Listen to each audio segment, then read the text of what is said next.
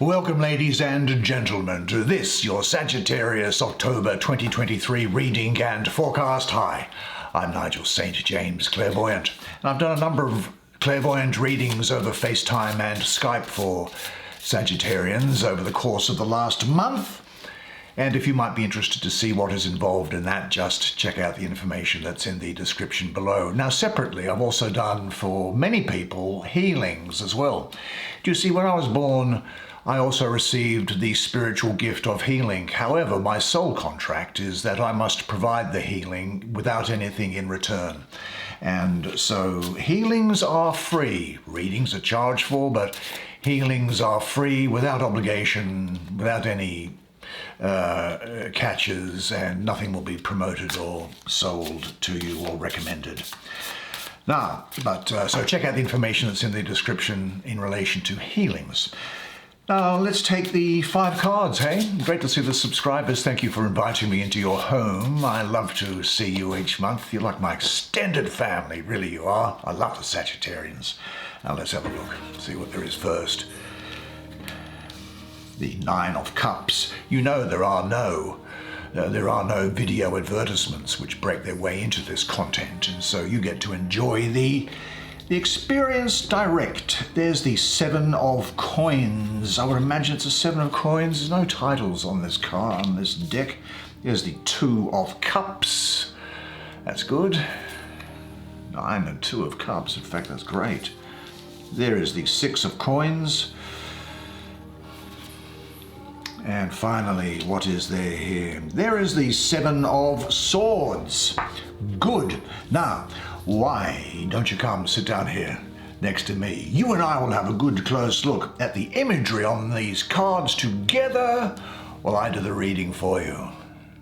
Very good. Now, down this column there's a couple of 7s. 7s can bring some agitation with them, some unusual behavior with them, or unusual thoughts with them, irrespective of their suits. And I see here that there is a sense of, well, there's a sense of completion, I suppose. We'll get into it in more detail at the moment, resting on your laurels, maybe a sense of stagnation, maybe then deciding to move forward, but wondering whether or not you've actually got it into you. But you do get past these. The reason why you do get past it is that, you see, with this number 7 and this one here, I have a mystical association with an area of divine emanation which is known as victory by us mystics. And so you are victorious over these things, in fact leading on to success, getting your wishes and tremendous love. But let's break that down and see what there is first of all with this 7 of, well, Coins it must be, by the look of it, and see what that might have to say. Now, I think it's that the astrology will actually tell us more about what's going on here. You see, for me, in this position, this card is Saturn in the 3rd decan of Taurus. Saturn, well, Saturn is the slow-moving and restrictive planet, and Taurus, of course, is the plodding, fixed sign of Earth. And put them together, you get a sense of stagnation. So there may be a feeling here at some time of, oh, a resignation, I'm just putting up with it, or a restriction. Or in connection with this card here, I'm getting a feeling of hesitation, about you hesitating to move on, thinking that there could be some apparently insurmountable obstacle ahead of you, or even with you a fear of falling over a hurdle is what I'm seeing. Now, there could be delays in payments and the things that you're working from. I think you're getting some success from those things that you've completed. And these things which you're now going to go on to, they are long term. There's going to be a slow but steady growth. You may have to wait for some money to come through. And you might be finding that you're working through something of a bit of a dry spell. And yet, interestingly here, looking at the position of the card and the cards in connection with each other, this does also, as this card does, represent, interestingly, success and material reward for you. And it also represents you following your sole purpose in life. But this energy can bring you to the crossroads, making a decision, and you begin to look at where you might head off in the future. Now, this 7 presents opportunity to discover new talents within you and for you to expand them, to come up with new ideas and create things that are really good for you. And I think that, of course, it's always the case that some will have plenty of success in their lives and plenty of material possessions also, don't they? They'll have 3 Porsches in their garage, for example. And very often these people are always desiring to acquire more. The cup never seems full. And their quest to come up with new material things, it just expands and expands. Now, other people will have made successful accomplishments and gained a sense of higher purpose, and this results in a desire to seek a deeper understanding of maybe the person themselves and spirituality and how they can be of service to the world. Now, this desire to be of service in some kind for you becomes really like a heartfelt venture that's going to bring you fulfillment on a spiritual and an emotional level. A different accomplishment than material gains is what I'm getting around here.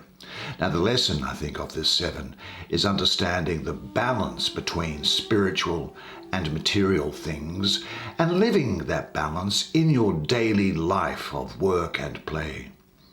Now, this sacred balance brings abundance spiritually and materially. This is a card of spiritual transformation, I think, for you, and it raises your awareness to the bigger picture of creation and manifestation. Now, as I say, this is teamed, if you like, with this other 7, which is down here. This is the 7 of Swords. And what have you got to tell my friend here, this child or young woman, what it is? Well, again, let's look at the astrology on it. Now, this is the moon ruling the 3rd decan of Aquarius, I think, the 9th to the 18th of February.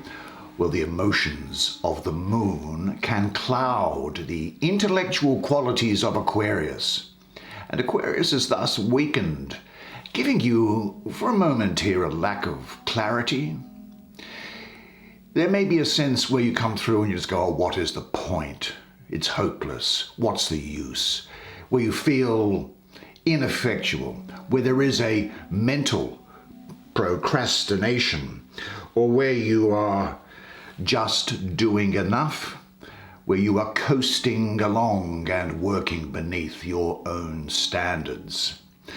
So there's a negative expectation about embarking upon something, perhaps before you even started. Now, I think what's happening here is that we can look at these swords here as being like planets in a way, and let's just go through some planets and we will take on board what this negative expectation that you have might be. Now, if we took the planet Neptune as being one of these swords, it might say, everything seems to be clouded by a film or veil. I just don't know what I really want. And if one was Venus, it might say, but it's just too good to be true. And if one was Mars, it would say, I haven't the energy, there's no time, I'm already too old. And Jupiter might say, but that would be just too much good at once. I could never cope with so much success. And if one were Mercury, it would probably say, but I just can't get the point across to people properly. And if it was Saturn, it might say, look, it's simply too much trouble. It takes too long. Now, these literally destructive thoughts, you just don't take them seriously, because the reality is actually different from what you might presently perceive it to be, because there is success coming your way. And soon, you see, these doubts that you have, you're going to be laughing over them. You know, there could well be some self-doubt around you, and your mind could be distracted at a time that you actually need to be focused. Do you know, there could well be subconscious thoughts that are dominating, or subconscious doubts that are dominating. I think what you have to understand is that you don't have to worry or be scared of anything, because that doesn't have anything to do with reality. Wake up and see what's really happening. And ask yourself, in which areas of your life do you put yourself down with your own limited ideas? And what are your restricting belief systems? And say to yourself, I master all the skills and means needed to achieve that for which I long for most deeply. Now, you of all people should never be afraid about embarking on something or making a decision upon something, because if you embark on something and it doesn't work out, you can always change course. If you make a decision about something and it's wrong, just make another decision to fix it up. There's no drama associated with that either. Now, do you know that the ideal, let me put it this way, that the ideal situation for a man or a woman to die in is to have their family members praying with them as they cross over? Now imagine, if you will, being on your deathbed, and standing around your bed are the ghosts of the dreams, the ideas, the abilities, the talents given to you by life, and that you, for whatever reason, you never went after that dream. You never lent in for that kiss. You never said those words. You never used those gifts.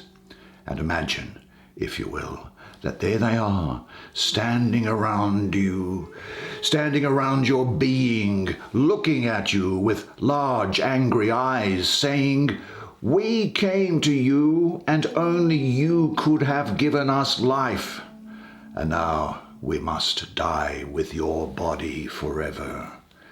And imagine, if you will, what love, what words, what gifts will die with you. Their own miscarriage is your bodily death. The greatest wealth lies not in the oil fields of the Middle East or in the gold mines of Australia. The greatest wealth actually lies in the cemeteries. The greatness we have never seen, the joy never passed on, the words of sweet love never spoken, and the talents, large or small, never actualized. So don't ever have a sense of futility. You, of all people, go ahead. Now, you see, this is talking to you of success, and let's have a look at it, shall we? This is the Six of Coins. What do you have to say to my friend here? Well, astrologically, this is the moon, this time ruling the second decan of Taurus, the 1st to the 10th of May. Now, this is good because the moon is exalted in Taurus.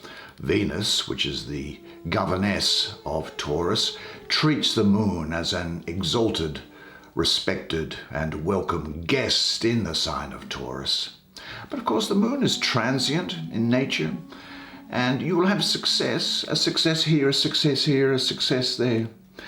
Now, the moon likes nurturing and comfort, and Taurus likes material things. So the moon and Taurus together, they're really well suited for bringing about material success. And so I see here the external manifestation of the inner wealth that you have within you. There is success here and great transformation of your psychology and your circumstances. Now, if we can look at those planets again that I looked at in this last card, I might just use that as an example here for you. Because the 6 planets representing internal processes, they're kind of, I think, circling around you at the moment in a very harmonious way, bringing luck and success. And each of them gives an important clue which, when you pay attention to it, assures the successful outcome of anything that you are doing. And so I might look at, say, Saturn. Well, Saturn says success comes to those who go carefully, step by step. So examine and scrutinize, look at everything carefully. Above all, the beginning and the end of something must be planned and thought out to the last detail. Now, Jupiter might say, it is much too trying and boring to go step by step through every phase of a process. Be open also to taking risks. Be open for wonderful surprises and sudden changes or expansion. And this demands flexibility and openness to new unexpected developments. Now, Venus in this circumstance might say, success also involves strong emotional energy.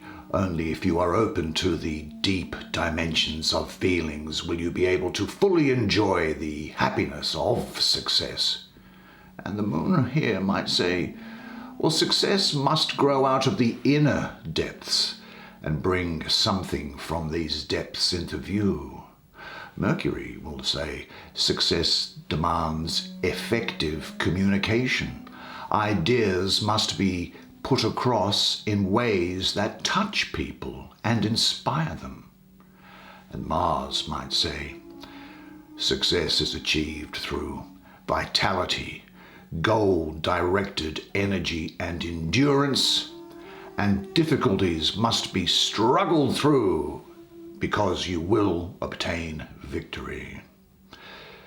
So there is around you, I think, material success and a sense of financial prosperity. There's the opportunity to get involved in a profitable adventure, I think.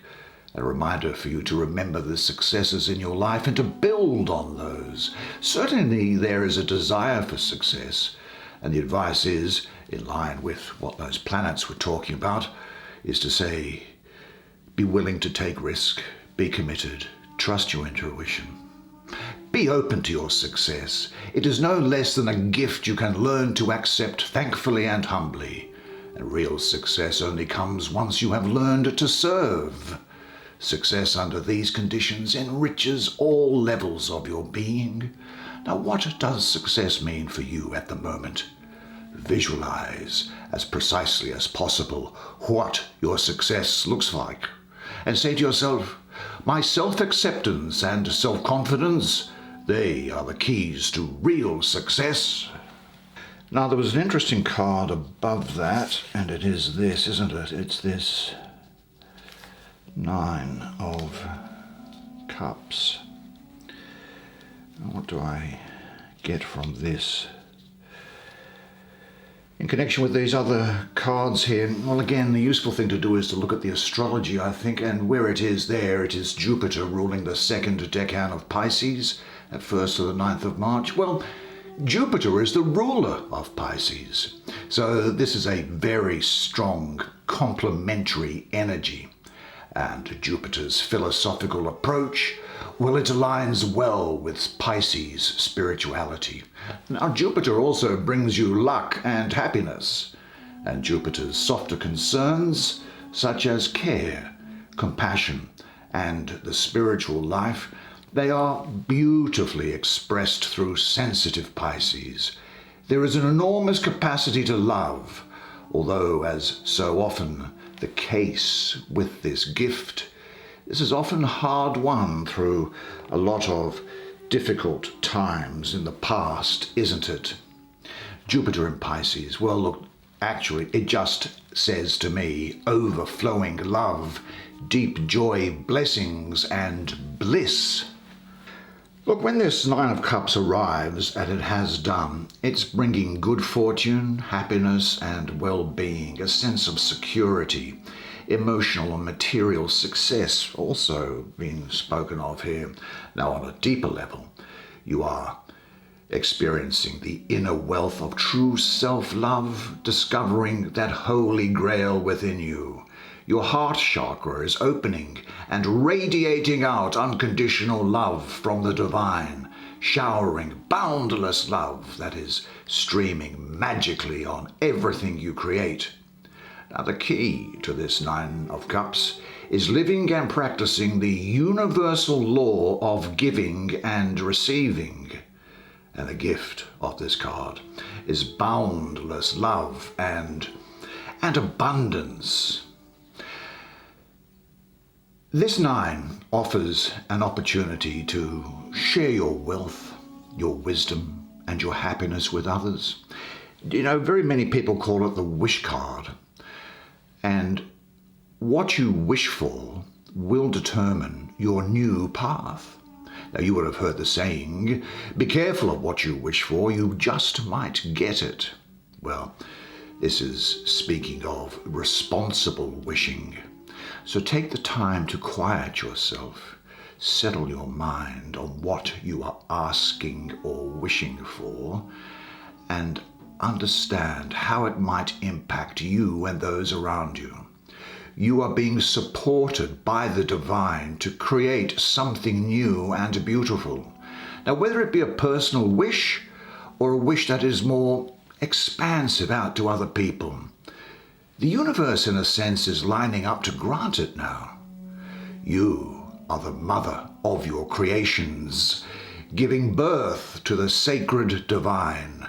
This is a time to work with your creative, magical spirit, letting your dreams and your soul purpose blossom. This moment is filled with harmony and inner joy, so open yourself to it totally. Don't miss out. Where do you seek and where do you find true happiness? Breathe and feel. If you are alone, enjoy your aloneness. If you are together with others, enjoy their presence. If you have a job to do it in silent devotion, and say this to yourself: happiness is my natural condition. And then that takes us finally, I think, to, actually, in a sense, we've left the best till last. Here is the Two of Cups. Now, in this position, this card is Venus in the first decan of Cancer, 21st of June to the 1st of July. Now, this really highlights the benefit of you having drawn this card, particularly in the middle of your spread here, because Venus is the most receptive of planets and is about love, beauty, and creativity. And Cancer, well, that's the most receptive of signs and is about nurturing, comfort, support, and healing. Cancer is almost like a womb which can receive a fertilized egg and then grow things within it.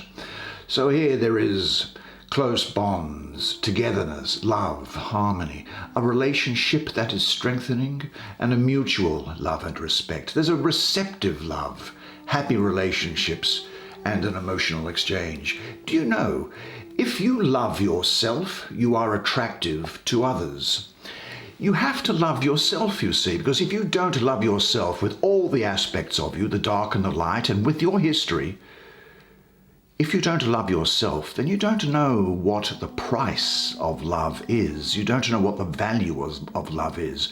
So you don't know what the value is of something that you're offering to something else. And you don't know what the value is when someone is proposing it to you.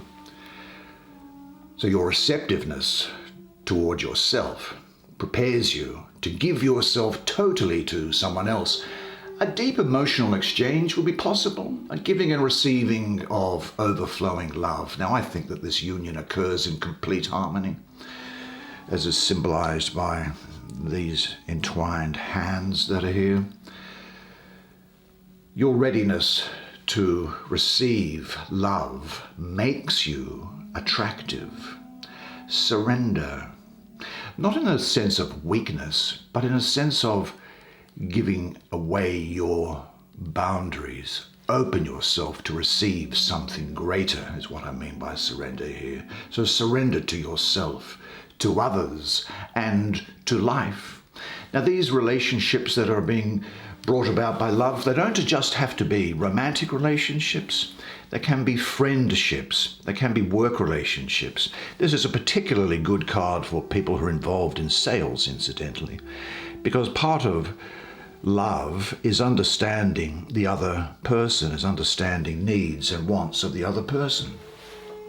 Now, I do think you will be hearing about marriage during this period as well.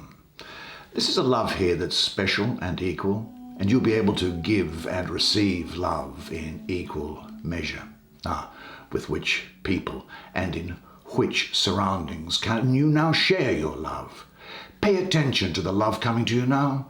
Remain open and let it enter you and go deep inside. And say to yourself, there is nothing to do but enjoy what life offers. I am now ready to let into my life the love relationships which will fulfill me. Well, what a fantastic spread of cards for you.